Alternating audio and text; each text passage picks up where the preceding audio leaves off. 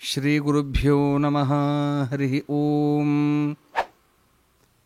ಕುಪಿತಾ ಹಿ ಫಣಚ್ಛಾಯಾ ಸಮೀಕೃತ್ಯ ಪರಂ ಸುಖಂ ಸೇವಂತೆ ಯತ್ಪದಂ ಧೀರಾಃ ತಂ ಭಜೆ ವಲ್ಲಭಂ ಶ್ರಿಯಃ.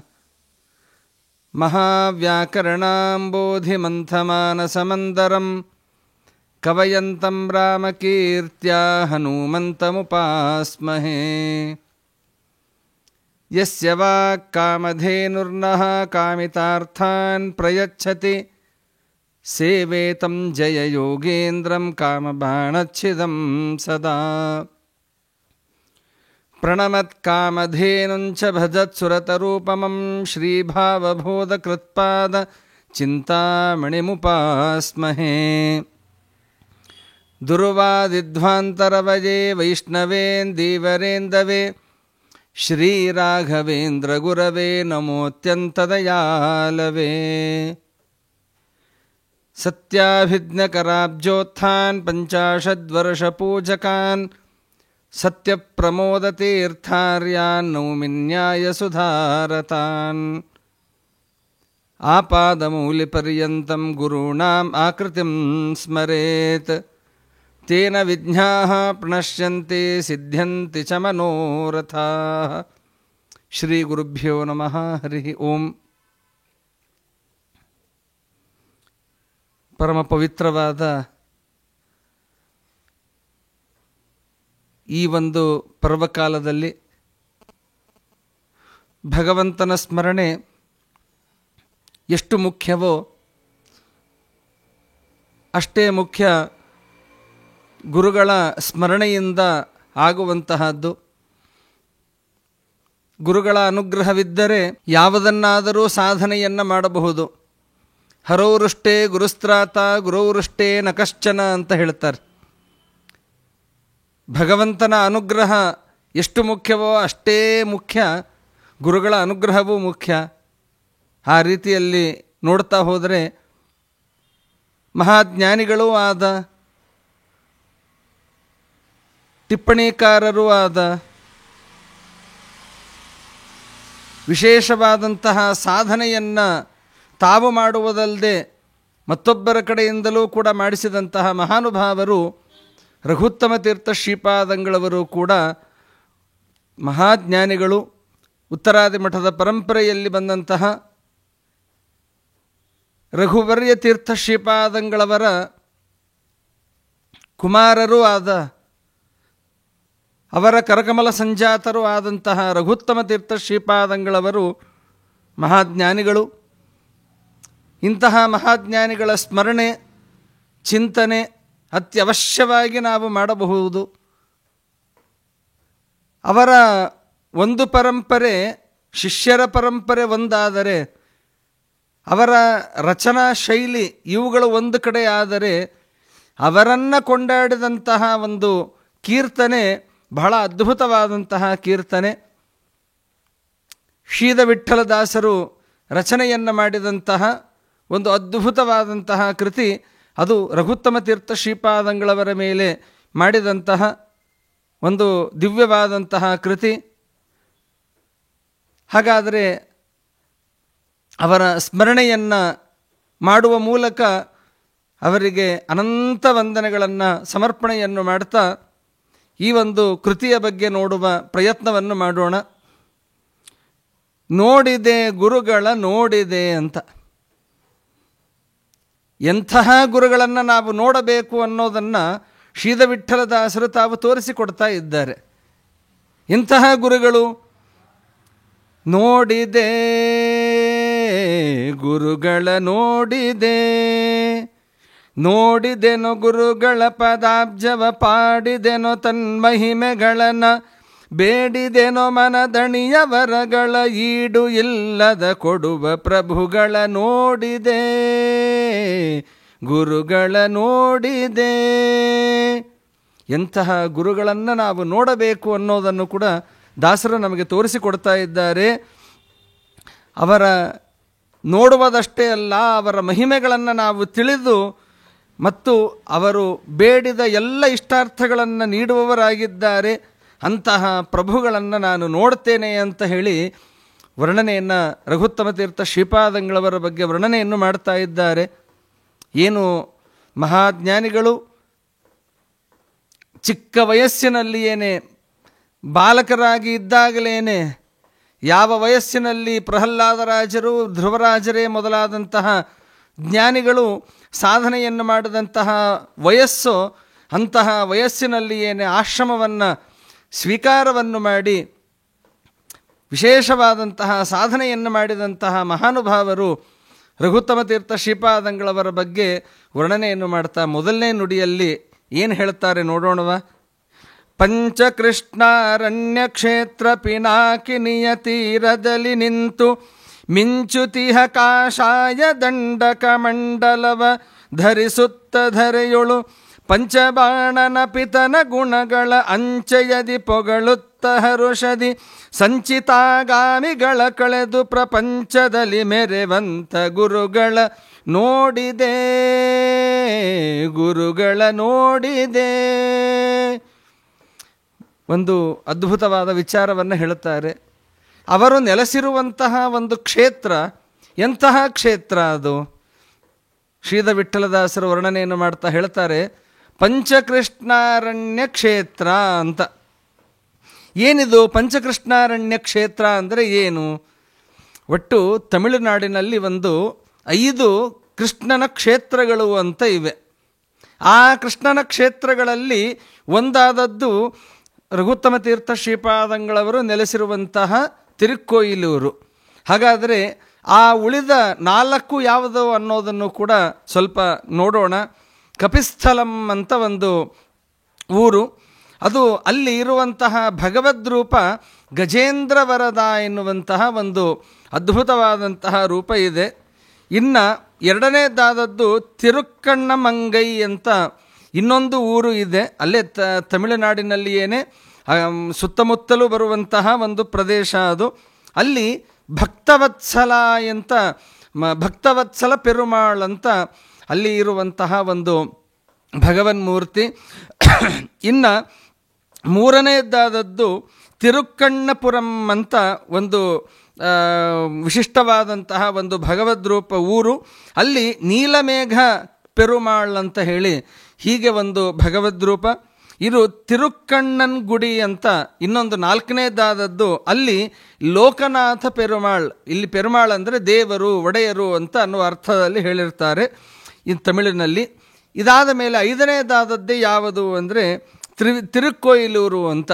ಅಲ್ಲಿ ನಾವೇನು ತ್ರಿವಿಕ್ರಮ ದೇವರ ದರ್ಶನವನ್ನು ಪಡಿತೇವೆ, ಆ ತ್ರಿವಿಕ್ರಮ ದೇವರ ದರ್ಶನವನ್ನು ಪಡೆದು ಹೊರಗೆ ಬಂದಾಗ ಅಲ್ಲಿ ಕೃಷ್ಣದೇವರ ಒಂದು ವಿಶಿಷ್ಟವಾದ ಒಂದು ಸನ್ನಿಧಾನ ಇದೆ.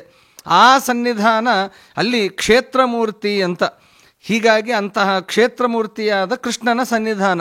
ಹೀಗೆ ಒಟ್ಟು 5 ಕಪಿಸ್ಥಲ, ತಿರುಕ್ಕಣ್ಣಮಂಗೈ, ತಿರುಕ್ಕಣ್ಣಪುರಂ ಮತ್ತು ತಿರುಕ್ಕಣ್ಣನ ಗುಡಿ ಮತ್ತು ತಿರುಕ್ಕೋಯಿಲೂರು ಅಂತ ಹೀಗೆ 5 ಕೃಷ್ಣನ ಕ್ಷೇತ್ರ, ಕೃಷ್ಣಾರಣ್ಯ ಕ್ಷೇತ್ರ ಅಂತ ಅವು ಪ್ರಸಿದ್ಧಿಯನ್ನು ಪಡೆದಿವೆ. ಆ ಪ್ರಸಿದ್ಧಿಯನ್ನು ಪಡೆದಂತಹ ಒಂದು ಕ್ಷೇತ್ರ ಯಾವುದು? ಅದು ತಿರುಕ್ಕೋಯಿಲೂರು. ಅಲ್ಲಿ ರಘುತ್ತಮ ತೀರ್ಥ ಶ್ರೀಪಾದಂಗಳವರು ತಮ್ಮ ಸಾಧನೆಯನ್ನು ಮಾಡಿದಂತಹ ಒಂದು ದಿವ್ಯವಾದಂತಹ ಕ್ಷೇತ್ರ. ಇನ್ನು ಎರಡನೇದಾದದ್ದು ಪಿನಾಕಿನಿಯ ತೀರದಲ್ಲಿ ನಿಂತು ಅಂತ. ಇದು ಪಿನಾಕಿನಿಯ ನದಿ ಅನ್ನೋದು ನಮ್ಮ ಕರ್ನಾಟಕದಲ್ಲೇ ಇರುವಂತಹ ಒಂದು ವಿಶಿಷ್ಟವಾದಂತಹ ನಂದಿ ಬೆಟ್ಟ ಅಂತ ನಾವು ಕೇಳುತ್ತೇವೆ. ಅಲ್ಲಿಯಿಂದ ಹರಿದು ಬಂದಂತಹ ರುದ್ರದೇವರ ಪಿನಾಕಿ ಎನ್ನುವಂತಹ ಧನುಸ್ಸೇನಿದೆಯೋ ಅದರಿಂದ ಬಂದಂತಹದ್ದು ಅನ್ನುವಂತಹ ಒಂದು ವಾಡಿಕೆ. ಹೀಗಾಗಿ ಅಂತಹ ಪಿನಾಕಿನಿಯ ನದಿಯಿಂದ, ಆ ನಂದಿ ಬೆಟ್ಟದಿಂದ ಬಂದಂತಹದ್ದು ಅದು ಟಿಸಿಲುವಾಗಿ 2 ಭಾಗವಾಗಿ, ಒಂದು ಸಂತೇಬಿದನೂರು, ದೊಡ್ಡಬಳ್ಳಾಪುರ ಈ ಭಾಗದಲ್ಲಿ ಒಂದು ಹೋದರೆ ಇನ್ನೊಂದು ಭಾಗ ತಮಿಳುನಾಡಿಗೆ ಹೋಗುತ್ತೆ. ಅದು ತಿರುಕ್ಕೋಯಿಲೂರಿನಲ್ಲಿ ಅದು ಸೇರುವಂತಹದ್ದು. ಹೀಗೆ ಆ ಪಿನಾಕಿನಿಯ ತಟದಲ್ಲಿ ನಿಂತವರು. ಹಾಗಾದರೆ ಅವರಲ್ಲಿ ನಾವು ಮಿಂಚೋದು ಅಂದರೆ ಹೇಗೆ ನಾವು ಮಿಂಚುತ್ತೇವೆ? ಒಳ್ಳೊಳ್ಳೆ ಶಾಲುಗಳನ್ನು, ಒಳ್ಳೊಳ್ಳೆ ಮುಖಕ್ಕೆ ಬೇಕಾದಂತಹ ಏನಾದರೂ ಒಂದು ಸೋಪು, ಪೌಡರು ಇವುಗಳನ್ನು ಬಳಸಿ ನಾವು ಮಿಂಚುವಂತೆ ನಾವಿರ್ತೇವೆ. ಆದರೆ ರಘುತ್ತಮ ಸ್ವಾಮಿಗಳು ಕೂಡ ಮಿಂಚುತ್ತಾ ಇದ್ದಾರಂತೆ. ಹೇಗೆ ಅಂದರೆ ಕಾಷಾಯ ದಂಡ ಕಮಂಡಲವ ಧರಿಸುತ್ತ ಧರೆಯೊಳು. ಕಾಷಾಯ ವಸ್ತ್ರವನ್ನು, ಯಾವುದೇ ವಿಜೃಂಭಣೆಯ ಒಂದು ವಸ್ತ್ರಗಳನ್ನು ಧಾರಣೆಯನ್ನು ಮಾಡಿದವರಲ್ಲ. ಮತ್ತು ಕಮಂಡಲವನ್ನು, ನಿತ್ಯದಲ್ಲಿಯೂ ಕೂಡ ಕಮಂಡಲವನ್ನು ಧಾರಣೆಯನ್ನು ಮಾಡಿ ಹೋಗಬೇಕಂತೆ. ಎಷ್ಟೇ ನಾವು ಜ್ಞಾನಿಗಳ ಒಂದು ಲಕ್ಷಣದಲ್ಲಿ ಹೇಳ್ತಾ, ಋಷಿಗಳ ಲಕ್ಷಣದಲ್ಲಿ ಹೇಳ್ತಾ ನಾವು ಕೇಳ್ತೇವಲ್ಲ, ಕಾಷಾಯ ಕಮಂಡಲವನ್ನು ಧಾರಣೆಯನ್ನು ಮಾಡಿಕೊಂಡು ಹೋಗಿರ್ತಾರೆ ಅಂತ. ಹೀಗಾಗಿ ಅಂತಹ ಕಮಂಡಲವನ್ನು ಧಾರಣೆಯನ್ನು ಮಾಡಿರುತ್ತಾರೆ. ದಂಡವನ್ನು, ದಂಡ ಅನ್ನೋದು ಅದು ಬಹಳ ವಿಶೇಷವಾದಂತಹದ್ದು. ಎಲ್ಲರನ್ನೂ ಯಾವ ರೀತಿಯಲ್ಲಿ ಯಮಧರ್ಮರಾಜರು ದಂಡನೆಯನ್ನು ಮಾಡ್ತಾರೋ ಹಾಗೆ ಆ ಇಡೀ ಮಾಧ್ವ ಸಮಾಜವನ್ನು ಅಥವಾ ಸಮಾಜವನ್ನು, ಹಿಂದೂ ಸಮಾಜವನ್ನು ದಂಡನೆಯನ್ನು ಮಾಡುವುದಕ್ಕಾಗಿ ಇರುವಂತಹ ಒಂದು ಶ್ರೇಷ್ಠವಾದದ್ದು ಅದು ದಂಡ ಅಂತ ಹೇಳ್ತಾರೆ. ಹೀಗಾಗಿ ಅಂತಹ ದಂಡವನ್ನು, ಕಮಂಡಲವನ್ನು, ಕಾಷಾಯ ವಸ್ತ್ರವನ್ನು ಧಾರಣೆಯನ್ನು ಮಾಡಿದಂತಹ ಮಹಾನುಭಾವರು ರಘುತ್ತಮ ಸ್ವಾಮಿಗಳು ಮಿಂಚುತ್ತಿ ಇದ್ದಾರೆ ಅಂತ ವರ್ಣನೆಯನ್ನು ಮಾಡುತ್ತಾ, ನೋಡ್ರಿ ಎಂತಹ ಅದ್ಭುತವಾದ ಮಾತನ್ನು ಹೇಳಿದ್ದಾರೆ. ಪಂಚಬಾಣನ ಪಿತನ ಗುಣಗಳ ಅಂಚಯದಿ ಪೊಗಳುತ್ತ ಹರುಷದಿ ಅಂತ. ಪಂಚಬಾಣನ ಪಿತ ಅಂತಂದರೆ ಪಂಚಾತ್ಮಕೋ ಮಾರುತ ಏವ ಬಾಣ ಅಂತ ಮಹಾಭಾರತದಲ್ಲಿ ಹೇಳ್ತಾರೆ. ಅದರ ಬಗ್ಗೆ ಪಂಚಾತ್ಮಕ, 5 ರೂಪದಿಂದ ಕೂಡಿದಂತಹ ಮತ್ತು 5 ಬಾಣದಂತೆ ಇರುವಂತಹ ರೂಪದಿಂದ ಕೂಡಿದವರು ವಾಯುದೇವರು ಅಂತ ಹೇಳುತ್ತಾರೆ. ಹಾಗೆ ಪಂಚಾತ್ಮಕೋ ಮಾರುತ ಏವ ಬಾಣ ಅಂದರೆ ಅಂತಹ ಪಂಚ ರೂಪಾತ್ಮಕರಾದಂತಹ ವಾಯುದೇವರ ಒಡೆಯನಾದ ತಂದೆಯಾದ ಯಾವ ಭಗವಂತನ ಗುಣಗಳನ್ನು ಸ್ತೋತ್ರವನ್ನು ಮಾಡ್ತಾರಂತೆ. ಹೇಗೆ ಸ್ತೋತ್ರವನ್ನು ಮಾಡಬೇಕು? ಹರುಷದಿ ಸ್ತೋತ್ರವನ್ನು ಮಾಡ್ತಾರಂತೆ. ಹರುಷದಿ ಪೊಗಳುತ್ತ, ಸಂತೋಷದಿಂದ ಪೊಗಳುತ್ತಾರೆ ಅಂತೆ ಆ ಭಗವಂತನ ಗುಣಗಳನ್ನು. ಸರಿ, ಹೀಗಾಗಿ ಅದರ ಅರ್ಥ ಏನು? ಸ್ತೋತ್ರ ಏನೋ ಮಾಡ್ತೇವ್ರಿ, ಹಾಗಾದರೆ ಏನು ಅದರ ಅರ್ಥ ಅಂತಂದರೆ, ಆ ಸ್ತೋತ್ರವನ್ನು ಮಾಡುವುದರಿಂದ ಆಗುವ ಲಾಭ ಏನು ಅನ್ನೋದನ್ನು ಮುಂದಿನ ವಾಕ್ಯದಲ್ಲಿ ಹೇಳುತ್ತಾರೆ. ಸಂಚಿತಾಗಾಮಿಗಳ ಕಳೆದು ಪ್ರಪಂಚದಲ್ಲಿ ಮೆರೆವಂಥ ಗುರುಗಳ ನೋಡಿದೆ ಅಂತ. ಸಂಚಿತ, ಆಗಾಮಿ ಇವೇ 3 ತರಹದ ಪ್ರಾರಬ್ಧ ರೂಪವಾದಂತಹ ಕರ್ಮಗಳೇನಿದೆಯೋ ಆ ಕರ್ಮಗಳನ್ನು ಕಳೆಯುವಂಥವರು ಅಂತೆ. ಆ ಭಗವಂತನ ಗುಣಗಳನ್ನು ಸ್ತೋತ್ರವನ್ನು ಮಾಡಿದರೆ ಸಂಚಿತ, ಆಗಾಮಿ, ಪ್ರಾರಬ್ಧ ಇವೇ ಮೊದಲಾದಂತಹ ಕರ್ಮಗಳು ನಮ್ಮಿಂದ ದೂರವಾಗ್ತವೆ ಅಂತೆ. ಹೀಗಾಗಿ ಅಂತಹ ಪ್ರಪಂಚದಲ್ಲಿ ಮೆರೆದಂತಹ ಮಹಾನುಭಾವರು ರಘುತ್ತಮ ತೀರ್ಥ ಶ್ರೀಪಾದಂಗಳವರು ಅಂತ ವರ್ಣನೆಯನ್ನು ಮಾಡ್ತಾ ಇದ್ದಾರೆ.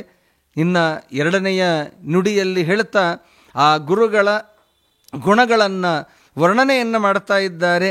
ಅಲವ ಬೋಧರ ಭಾಷ್ಯ ಟೀಕಾ ಭಾವವನು ಸುಜನರಿಗೆ ಬೋಧಿಸಿ ಕಲುಷ ಮತಗಿರಿ ಸಮುದಯಂಗಳ ಕಲುಷದಂದದಿ ಖಂಡಿಸುತ್ತಲಿ ಮೂಲ ರಾಮ ದಿಗ್ವಿಜಯ ರಾಮರ ಪಾದ ಕಮಲಕ್ಕೆ ಭೃಂಗ ನೆನೆಸುತ್ತ ಶೀಲಭಕ್ತಿ ವಿರಕ್ತಿ ಮತಿಗಳ ಪಾಲಿಸುವ ಯತಿ ಮೌಳಿ ರತುನವ ನೋಡಿದೆ, ಗುರುಗಳ ನೋಡಿದೆ. ಗುರುಗಳನ್ನು ವರ್ಣನೆಯನ್ನು ಮಾಡ್ತಾ 2ನೆಯ ನುಡಿಯಲ್ಲಿ ಆ ರಘುತ್ತಮ ತೀರ್ಥ ಶ್ರೀಪಾದಂಗಳವರ ವರ್ಣನೆಯನ್ನು ಯಾವ ರೀತಿಯಲ್ಲಿ ಮಾಡ್ತಾರೆ ಅನ್ನೋದು ನೋಡೋಣ. ಅಲವ ಬೋಧರ ಭಾಷ್ಯ ಟೀಕಾ ಭಾವವನು ಸುಜನರಿಗೆ ಬೋಧಿಸಿ ಕಲುಷ ಮತಗಿರಿ ಸಮುದಯಂಗಳ ಕಲುಷದಂದದಿ ಖಂಡಿಸುತ್ತಲಿ ಮೂಲ ರಾಮ ದಿಗ್ವಿಜಯ ರಾಮರ ಪಾದ ಕಮಲಕ್ಕೆ ಭೃಂಗ ನೆನೆಸುತ್ತ ಶೀಲಭಕ್ತಿ ವಿರಕ್ತಿ ಮತಿಗಳ ಪಾಲಿಸುವ ಯತಿ ಮೌಳಿ ರತುನವ ನೋಡಿದೆ, ಗುರುಗಳ ನೋಡಿದೆ.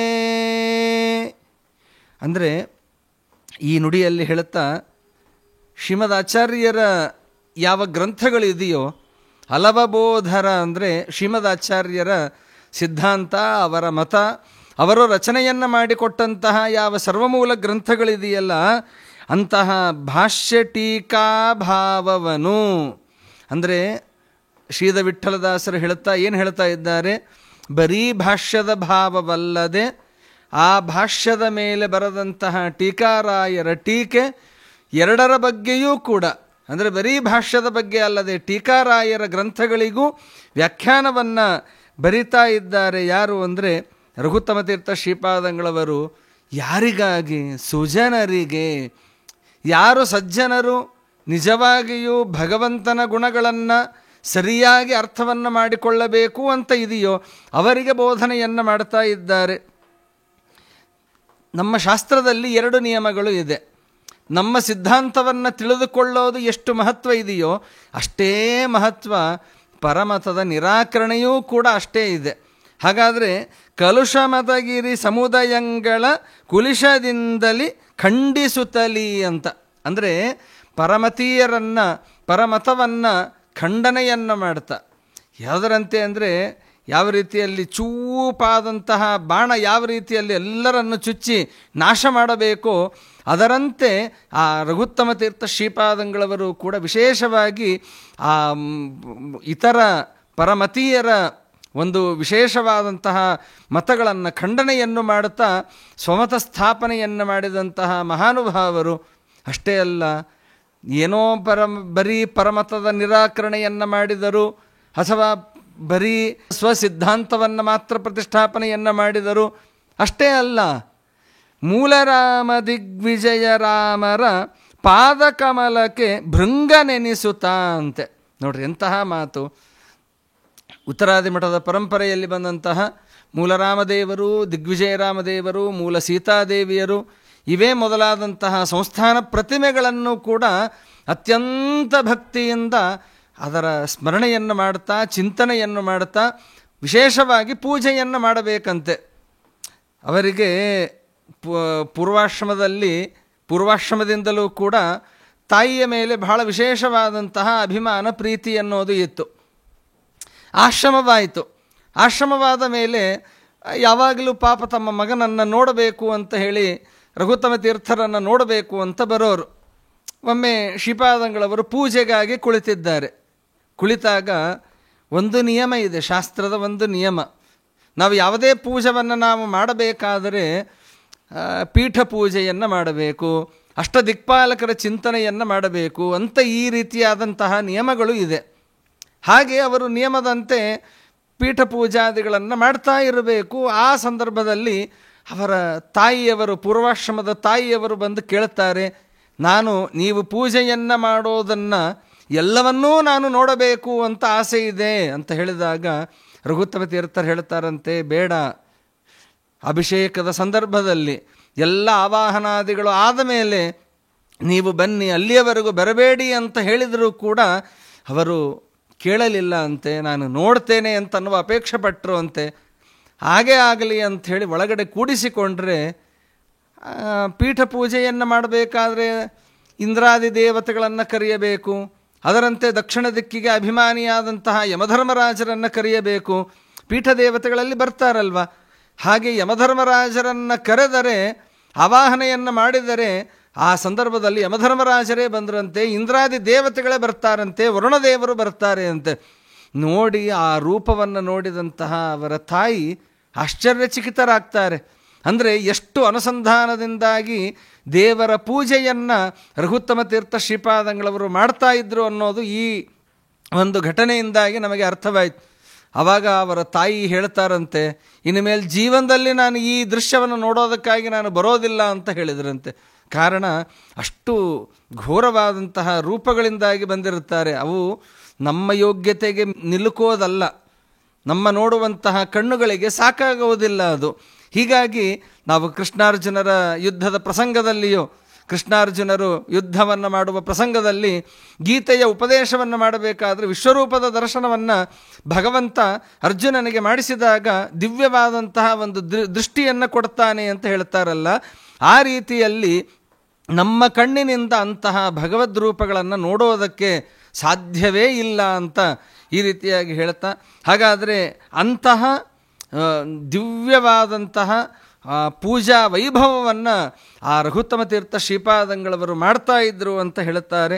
ಶೀಲ ಭಕ್ತಿ ವಿರಕ್ತಿ ಮತಿಗಳ ಪಾಲಿಸುವ ಯತಿ ಮೌಳಿರತುನವ ನೋಡಿದೆ ಅಂತ ವರ್ಣನೆಯನ್ನು ಮಾಡುತ್ತಾರೆ. ಹಾಗಾದರೆ ಅಂತಹ ಜ್ಞಾನಿಗಳು, ಭಕ್ತಿ ವಿರಕ್ತಿಗಳು ಇವೆಲ್ಲವೂ ಕೂಡ ಅವರಲ್ಲಿ ಮನೆ ಮಾಡಿತ್ತು ಅಂತೆ.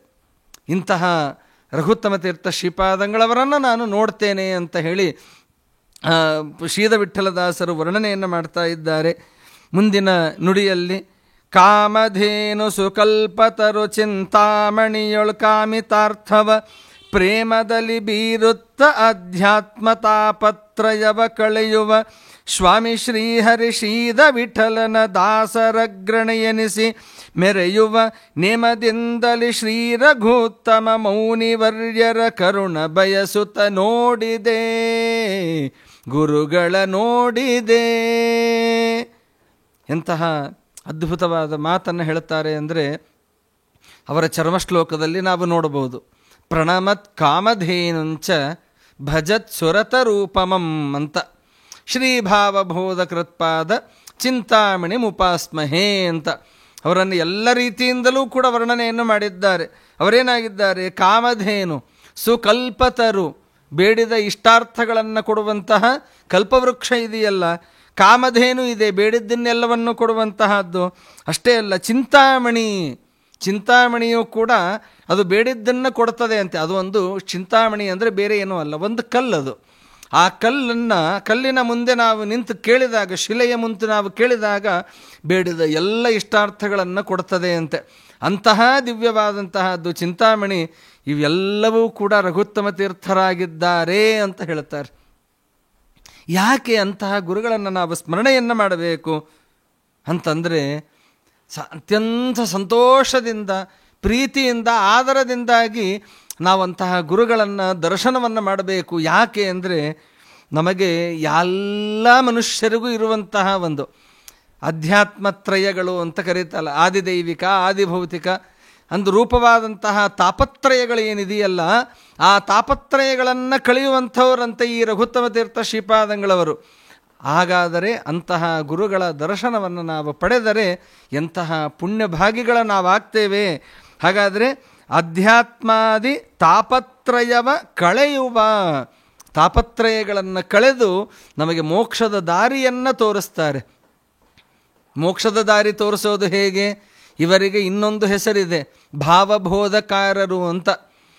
ಈ ರಘುತ್ತಮ ತೀರ್ಥ ಶ್ರೀಪಾದಂಗಳವರು ಅನೇಕ ಭಾಷ್ಯಗಳಿಗೆ, ಬೃಹದಾರಣ್ಯಕ ಭಾಷ್ಯಕ್ಕೆ, ಹೀಗೆ ತತ್ವಪ್ರಕಾಶಿಕಾಗೆ, ಹೀಗೆ ಅನೇಕ ಗ್ರಂಥಗಳಿಗೆ ಇವರು ವ್ಯಾಖ್ಯಾನವನ್ನು ಬರೆದಿದ್ದಾರೆ. ಆ ವ್ಯಾಖ್ಯಾನದ ಹೆಸರು ಏನು?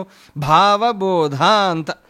ಆ ಶ್ರೀಮದಾಚಾರ್ಯರ ಭಾವ, ಟೀಕಾರಾಯರ ಭಾವ, ಭಗವಂತನ ಭಾವ ಏನಿದೆಯೋ, ನಿಜವಾದ ತತ್ವ ಏನಿದೆಯೋ ಅದನ್ನು ತಿಳಿಸುವಂಥವರು ರಘುತ್ತಮ ತೀರ್ಥ ಶ್ರೀಪಾದಂಗಳವರು. ಇಂತಹ ರಘುತ್ತಮ ತೀರ್ಥ ಶ್ರೀಪಾದಂಗಳವರು ನಮಗೆ ಅನುಗ್ರಹವನ್ನು ಮಾಡಲಿ ಅಂತ ಪ್ರಾರ್ಥನೆಯನ್ನು ಮಾಡುತ್ತಾ, ಸ್ವಾಮಿ ಶ್ರೀಹರಿ ಶ್ರೀಧ ವಿಠಲನ ದಾಸರಾಗ್ರಣಿಯನಿಸಿ ಮೆರೆಯುವ ನೇಮದಿಂದಲಿ ಶ್ರೀ ರಘುತ್ತಮ ಮೌನಿವರ್ಯರ ಕರುಣ ಬಯಸುತ್ತಾ, ಅವರ ಕರುಣೆ, ರಘುತ್ತಮ ತೀರ್ಥ ಶ್ರೀಪಾದಂಗಳವರ ಕರುಣೆ ನಮ್ಮ ಮೇಲೆ ಯಾವಾಗಲೂ ಇರಲಿ ಅಂತ ಬಯಸಿ, ನಾನು ಆ ಗುರುಗಳ ದರ್ಶನವನ್ನು ನಾವು ಪಡೆಯಬೇಕು ಅಂತ ಆ ಶ್ರೀಧ ವಿಠ್ಠಲದಾಸರು ತಮ್ಮ ದಿವ್ಯವಾದಂತಹ ಕೃತಿಯಲ್ಲಿ ಅದನ್ನು ತೋರಿಸಿಕೊಟ್ಟಿದ್ದಾರೆ. ಮಹಾಜ್ಞಾನಿಗಳು. ಅವರ ಆರಾಧನೆಯು ಪುಷ್ಯಮಾಸದಲ್ಲಿ ಏಕಾದಶಿಯ ದಿನದಂದು ಬರುತ್ತದೆ ಅವರದ್ದು. ಅವರ ಒಂದು ವೈಶಿಷ್ಟ್ಯ ಏನು ಅಂದರೆ, ಏಕಾದಶಿಯ ನಿರ್ಣಯವನ್ನು, ತಿಥಿ ನಿರ್ಣಯವನ್ನು ಮಾಡಿಕೊಟ್ಟಂತಹ ಮಹಾನುಭಾವರು ರಘುತ್ತಮ ತೀರ್ಥರು. ಅದಕ್ಕಾಗಿಯೇ ಏನೋ ಎಂಬಂತೆ ಏಕಾದಶಿಯ ಮಹತ್ವವನ್ನು ತೋರಿಸಿಕೊಟ್ಟದ್ದಕ್ಕಾಗಿಯೇ ಆ ಏಕಾದಶಿಯ ದಿನದಂದೇ ಅವರು ವೃಂದಾವನ ಪ್ರವೇಶವನ್ನು ಮಾಡಿದ್ದಾರೆ. ಇಂತಹ ರಘುತ್ತಮ ತೀರ್ಥ ಶ್ರೀಪಾದಂಗಳವರ ಎಷ್ಟು ಹೇಳಿದರೂ ಕೂಡ ಕಡಿಮೆ. ಸುಮಾರು 35-36 ವರ್ಷಗಳವರೆಗೂ ಕೂಡ ಅವರು ಸನ್ಯಾಸ ಧರ್ಮವನ್ನು ಪರಿಪಾಲನೆಯನ್ನು ಮಾಡಿದರೆ ಎಂತೆಂತಹ ಮಹಿಮೆಗಳನ್ನು ಮಾಡಿದಂತಹ ಮಹಾನುಭಾವರು. ಶ್ರೀರಂಗದಲ್ಲಿ ವಿಶೇಷವಾಗಿ ಭಾವಬೋಧ ಪ್ರಾಣದೇವರು ಅಂತ ತಾವು ಬರೆಯುವಂತಹ ಏನು ಗ್ರಂಥ ಇದೆಯೋ ಅದಕ್ಕೆ ಸಾಕ್ಷೀಭೂತವಾಗಿ ಪ್ರಾಣದೇವರನ್ನು ಪ್ರತಿಷ್ಠಾಪನೆಯನ್ನು ಮಾಡ್ತಾರೆ. ಮತ್ತು ಅದು ಎಲ್ಲಿದೆ ಅಂತಂದರೆ, ಈಗಲೂ ಕೂಡ ಶ್ರೀರಂಗಕ್ಕೆ ಹೋದಾಗ ಉತ್ತರಾದಿ ಮಠದಲ್ಲಿ ಅದು ಪ್ರಾಣದೇವರ ದರ್ಶನವಾಗತ್ತೆ. ಹೇಗೆ ಅಂದರೆ, ಅಲ್ಲಿ ಮೇಲೆ ನಾವು ನಿಂತರೆ ಅಲ್ಲಿಂದ ನಮಗೆ ಶ್ರೀರಂಗನಾಥ ದೇವರ ಪರವಾಸುದೇವ ಮೂರ್ತಿಯ ದರ್ಶನವೂ ಕೂಡ ನಮಗೆ ಆಗುವಂತಹದ್ದು. ಇಂತಹ ದಿವ್ಯವಾದ ಪ್ರಾಣದೇವರ ಸ್ಥಾಪನೆಯನ್ನು ಮಾಡಿದ್ದಾರೆ. ವಿಶೇಷ ಜ್ಞಾನ ಪ್ರಸಾರವನ್ನು ಮಾಡಿದ್ದಾರೆ. ಹೀಗೆ ಎಲ್ಲ ತರಹದ ಅನುಕೂಲತೆಗಳನ್ನು, ಶಿಷ್ಯರನ್ನು ಉದ್ಧಾರವನ್ನು ಮಾಡಿದಂತಹ ಮಹಾನುಭಾವರು ರಘುತ್ತಮ ತೀರ್ಥ ಶ್ರೀಪಾದಂಗಳವರು. ಅವರು ರಘುವರ್ಯ ತೀರ್ಥ ಶ್ರೀಪಾದಂಗಳವರಿಂದ ಆಶ್ರಮವನ್ನು ಪಡೆದು ಮುಂದೆ ಸನ್ಯಾಸ ಧರ್ಮವನ್ನು ಪರಿಪಾಲನೆಯನ್ನು ಮಾಡಿ ಮುಂದೆ ವೇದವ್ಯಾಸ ತೀರ್ಥರು ಅಂತ ಮಹಾಜ್ಞಾನಿಗಳಾದಂತಹ ವೇದವ್ಯಾಸ ತೀರ್ಥರಿಗೆ ಆಶ್ರಮವನ್ನು ನೀಡಿ ಮುಂದೆ ಮಠದ ಪರಂಪರೆಯನ್ನು ಬೆಳೆಸುವ ಒಂದು ಪ್ರಯತ್ನವನ್ನು ಅವರು ಮಾಡುತ್ತಾರೆ. ಇಂತಹ ಮಹಾಜ್ಞಾನಿಗಳು ರಘುತ್ತಮ ತೀರ್ಥ ಶ್ರೀಪಾದಂಗಳವರು. ಆಶ್ಚರ್ಯ ಏನು ಅಂತಂದರೆ ಬಹಳ ಆಶ್ಚರ್ಯವಾದದ್ದು, ನೋಡಿದೆ ಗುರುಗಳ ನೋಡಿದೆ ಅಂತನ್ನುವ ಪದ್ಯದಲ್ಲಿ ಮೊದಲಿನಿಂದ ಕೊನೆಯವರೆಗೂ ಕೂಡ ಅವರ ಹೆಸರನ್ನೇ ತೆಗೆದುಕೊಳ್ಳದೆ ಹೇಳಿದ್ದಾರೆ. ಕೊನೆಗೆ ಇನ್ನೇನು ಮುಗಿಯುವಂತಹ ಪ್ರಸಂಗದಲ್ಲಿ ಮಾತ್ರವೇ ರಘುತ್ತಮ ತೀರ್ಥರ ಬಗ್ಗೆ ಸ್ಮರಣೆಯನ್ನು ಅಂದರೆ ಅವರ ಹೆಸರನ್ನು ತೆಗೆದುಕೊಳ್ಳುತ್ತಾರೆ. ಯಾಕೆ ಅಂದರೆ ಗುರೋರ್ನಾಮ ನಗೃಹೀಯಾತ್ ಅಂತ ಒಂದು ನಿಯಮ ಇದೆ. ಗುರುಗಳ ಹೆಸರನ್ನು ನಾವು ಪದೇ ಪದೇ ತಗೋಬಾರದು ಅಂತ. ಅದಕ್ಕಾಗಿಯೇ ಕೊನೆಯಲ್ಲಿ ಒಂದು ಬಾರಿ ಅದನ್ನು ಹೇಳಿ ಆ ಗುರುಗಳ ಪಾದಾರವಿಂದಗಳಿಗೆ ಸಮರ್ಪಣೆಯನ್ನು ಮಾಡಿದ್ದಾರೆ. ಇಂತಹ ಶ್ರೀಧವಿಠಲದಾಸರು ನಮಗೆ ಜ್ಞಾನವನ್ನು ಕೊಟ್ಟಿದ್ದಾರೆ. ರಘುತ್ತಮ ತೀರ್ಥರ ಬಗ್ಗೆ ಜ್ಞಾನವನ್ನು ಕೊಟ್ಟಿದ್ದಾರೆ. ಅವರಿಗೂ ಕೂಡ ನಮನಗಳನ್ನು ಸಮರ್ಪಣೆಯನ್ನು ಮಾಡುತ್ತಾ ವಿಶೇಷವಾಗಿ ರಘುತ್ತಮ ತೀರ್ಥ ಶ್ರೀಪಾದಂಗಳವರಿಗೂ ವಿಶೇಷವಾದಂತಹ ಅನಂತ ನಮನಗಳನ್ನು ಸಮರ್ಪಣೆಯನ್ನು ಮಾಡುತ್ತಾ ಈ ನನ್ನ ವಾಕುಸುಮಗಳನ್ನು ರಘುತ್ತಮ ತೀರ್ಥ ಶ್ರೀಪಾದಂಗಳವರ ಅಂತರ್ಗತರಾದಂತಹ ಸೀತಾಪದ ಶ್ರೀರಾಮಚಂದ್ರ ದೇವರಲ್ಲಿ ಸಮರ್ಪಣೆಯನ್ನು ಮಾಡ್ತಾ ಇದ್ದೇನೆ. ಮತ್ತು ವಿಶೇಷವಾಗಿ ಈ ಜ್ಞಾನವಾಹಿನಿಯ ಎಲ್ಲ ಪರಿವಾರದವರಿಗೂ ಕೂಡ ವಿಶೇಷವಾದಂತಹ ರಘುತ್ತಮ ತೀರ್ಥ ಶ್ರೀಪಾದಂಗಳವರ ಅನುಗ್ರಹ ವಿಶೇಷವಾಗಿ ಆಗಲಿ ಅಂತ ಹೇಳಿ ಪ್ರಾರ್ಥನೆಯನ್ನು ಮಾಡ್ತಾ ಇನ್ನೊಮ್ಮೆ ಎಲ್ಲರಿಗೂ ಕೃತಜ್ಞತೆಗಳು ನಮನಗಳನ್ನು ಸಮರ್ಪಣೆಯನ್ನು ಮಾಡ್ತಾ ಹರಯೇ ನಮಃ. ಶ್ರೀಕೃಷ್ಣಾರ್ಪಣಮಸ್ತು.